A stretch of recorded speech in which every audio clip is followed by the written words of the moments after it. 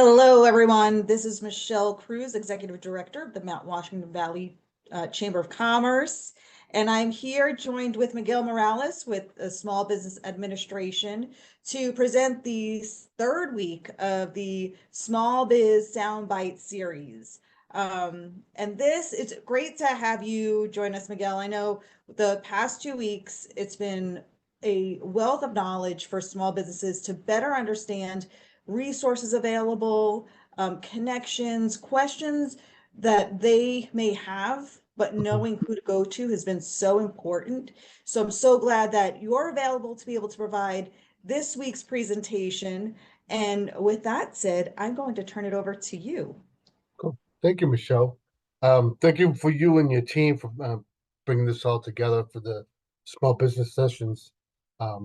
So we're just gonna go right into the slides here. All right, I just gotta share this. Share screen.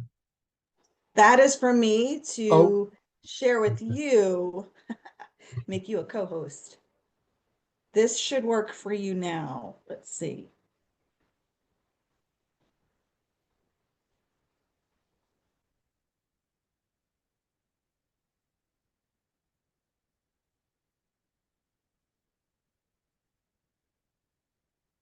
And if you have any trouble, just let me know. okay. So I'll just click on the green button. This is okay. Click on that. I see it.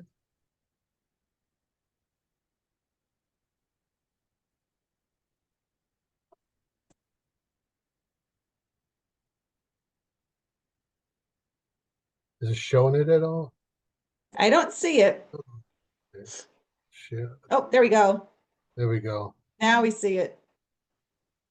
Okay.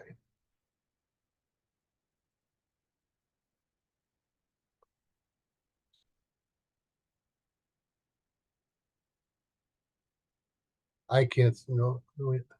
There we go. All right, so I'm gonna just shut off my camera.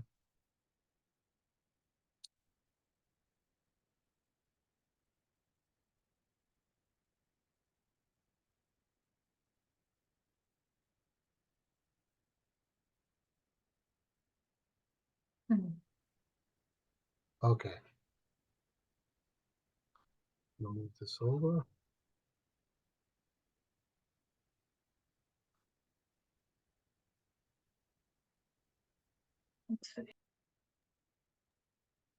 And you should be all set now, Miguel, because your Yeah. screen is up. We can see the SBA logo. Okay, cool. Cool. So welcome everybody. You see the Small Business Administration sign right there. So the next slide I'm gonna go to. Okay, this is a directory for our New Hampshire District Office out of Concord, New Hampshire. You have Amy Bassett as our District Director, Rachel Roderick as our Deputy, and so on. So I'm the Economic Development Specialist for these counties that I actually cover, and I'm also a Veterans Officer for the whole state for veterans and spouses. We have Tuesday Perkins. She's a Lenders Relations Specialist, so she deals with a lot of the lending institutes out there on training them on updates on the different loan programs and what's changing. And you have Cheryl Cotto. She's a public affairs specialist here in our office, and she's been great. And Teresa Penta, she's the business development specialist. I'm just going to go right to the next slide.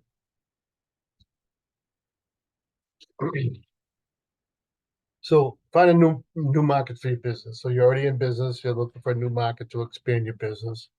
So as you can see there, does the federal government really buy from small business? Absolutely. Whether it's a product or a service, um, the government buys. So when you get into the government contracting world, it's not just for products or services. It's for both. So they're there to help you. We'll get more into detail on that. On there's certain goals that the agencies have to meet to how to build a network. So we do a lot of training on government contracting, and we deal with the state Apex Accelerator. We do a lot of trainings on for you to better understand on government contracting and how to bid for contracts that's out there and market yourself for your business. Exporting goods, believe it or not. If you have a product that's or a service, you could probably actually export out there. Um, so there's, the agency that I just spoke to again, the Apex Accelerator for government contracting, for exporting is the International Trade Center. It's in New Hampshire here that can actually help you export it if you're looking for that. So is your business ready? You never know if you're ready or not. Does the government again buy what you sell? It all depends. Uh, we have a baby furniture store that's out of Keene, New Hampshire. Why would they get government contracts? Because there's a lot of facilities out there um, that's doing daycare, especially federal buildings, military institutions. Um, there's daycare going on there. Um, there's all kinds of services and products that they actually buy. A lot of the federal buildings contracts constantly go out for small businesses. Look at the landscaping. Um, they're always looking for somebody to renovate their office or paint their office. So there's contracts that do go out there, not just for federal agencies. So this is the goal that we expect every year. So for women-owned small business, is always 5%. The services, small disadvantaged business, 8A is 12%. Hub zone is 3. The service disabled veteran was always at 3%. So this year it actually went up to 5%. So that's good. And you would believe on the amount of dollars it makes just in the state of New Hampshire. We're going to go into that in a second. So there's always set asides. So when a large contract goes out, there's a set aside on there for a small business. Um, and they have to follow the procedures on there. So if it states in there it's set aside, it could be set aside for a small business, whether it's a woman-owned disadvantage, or maybe in a hub zone area, or a service disabled veteran-owned business. Our role in the government contract, and as you can see, annually is 150 billion. That's not nationally. That's just as in the state alone in New Hampshire. It gets awarded to small businesses from federal agencies. So SBA's job is to set a goal and measure the results for the federal agencies. So they have to meet the goals, and if they don't meet the goals, we'll reach out to the agencies and okay, what's going on? You're not meeting your goals. For small businesses. So generally, we do a lot of outreach on selling to the government. We do a lot of training on that. We hold a lot of one-on-one sessions for small businesses, especially roundtables. Roundtables are great because you get a lot of new businesses that's coming in that's thinking about government contracting, and there's businesses that are already doing government contracting that would sit there and they'll tell you, you can work together. Sometimes you might have the service that they're looking for. They get the workshops, matchmakers. We hold one every year. In New Hampshire, I believe we have one coming up in December. And what that is, it's all the federal agencies, big companies like DEA that's going to be there. You're the person, the small business owner, the product or service that you have. You're going to present what you have so they might fill their contracting goals. There's a certification program that we're going to be talking about also. So you get an 8A development. It's a federal government that awards at least a 5% of federal contracts dollars to small disadvantaged businesses. So there's a criteria. Once you click on there, it tells you how if you could be as a disadvantaged small business, you could be at an area that the business area could be a disadvantaged area, so it could actually help you with the 8A programs. Hub zones are more in Cohasset County, Sullivan County. There's bits and pieces throughout the state of New Hampshire. So if you go to Hub Zones Maps, Google it, and put your address in there, it should tell you whether you should be in that hub zone. But there's certain goals, certain criteria you have to meet. They actually gotten much better with um, the what you have to meet, because in the past it was really, really strict, and it's much better now. But if you go to Google's and type in hub zone maps, put your address in there, it might show up that you're actually in the hub zone. But the whole county for Cohasset, the whole county for Sullivan is, and again, there's bits and pieces throughout the state of New Hampshire. Women-owned small businesses, you want to get certified. So these programs here, you want to be certified as a woman-owned business. Also, as the service disabled veteran-owned business. So the other thing I wanted to talk about was the procurement center representative. So we have one for each region. We call them PCRs. They help small businesses to win contracts. PCRs view many different contracts that's out there for procurement strategies before they announce it, before it goes for bid, to actually help the small businesses out there. So a lot of these certifications are done with the SBA. So if you go to certified.sba.gov, it's absolutely free. There's a lot of services out there that do charge for this, but you can go to SBA's. And if you're going to be as a woman-owned business and you have a partner that's a male, you got to make sure that you're 51% owner of that business. The same thing for a veteran. So if a veteran's opening a business and they're looking for government contracting, they have to be at least 51% or more of the owner of the business. So if you have a partner that's not a veteran, you have to be at least 51%. And they're pretty strict on these.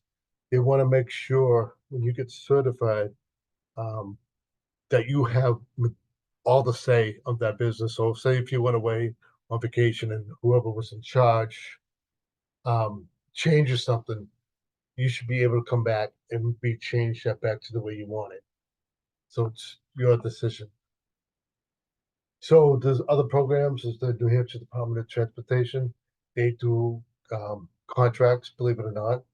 So for disadvantaged business enterprise, so woman-owned, minority-owned, veteran-owned businesses they have out there.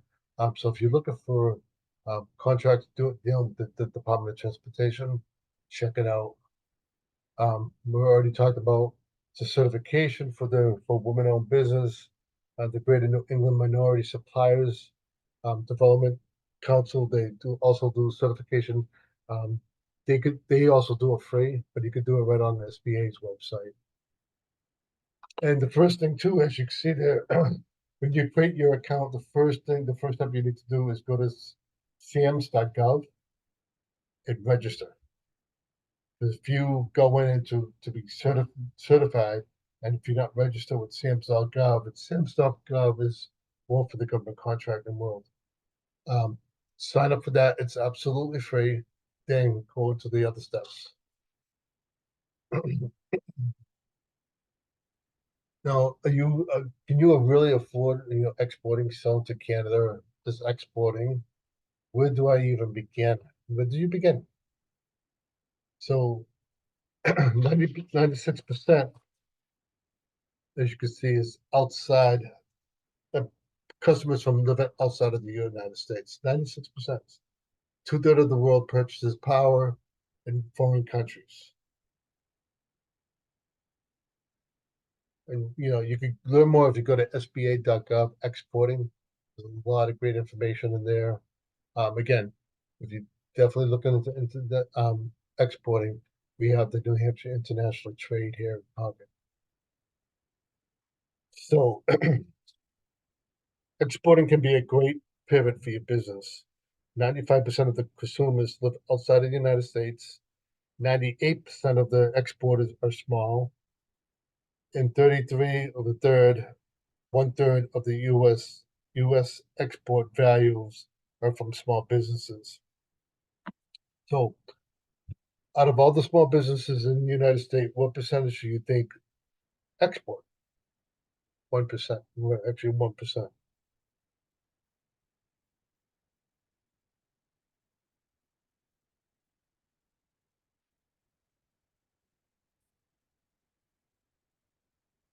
So SBA can help you go global.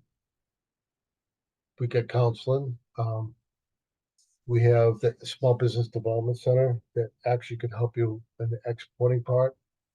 They have advisors that can actually help you there.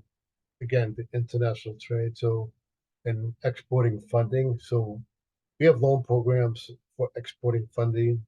Um, that's the only loan program that we actually guarantee 90% of the loan for, especially if you're looking for exporting.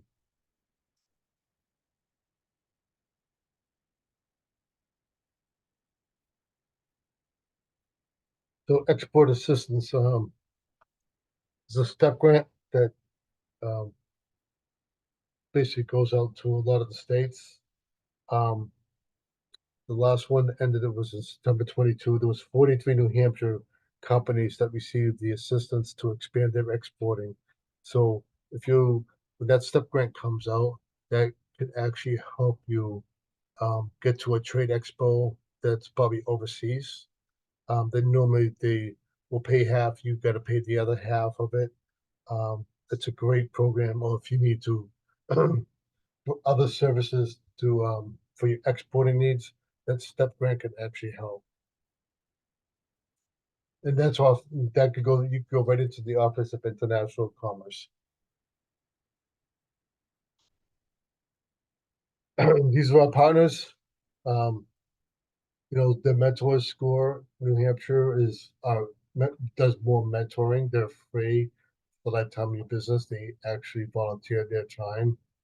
So if you're looking for a certain industry, SCORE will get somebody that's familiar with that certain industry. The Small Business Development Center, they're paid advisors.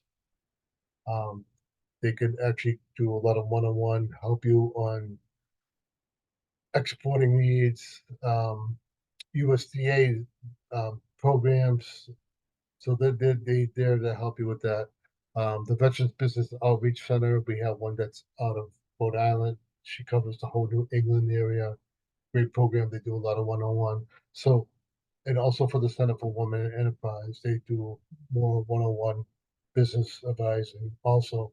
But which one's the right one for you? All of them. Take advantage of all of them. If you're not a veteran, take advantage of 3 of them. Each one of them will bring something different to the table to help you for your needs, of your service for your business. So again, these are resource partners that are funded by the Small Business Administration. Um, Again, and they're free.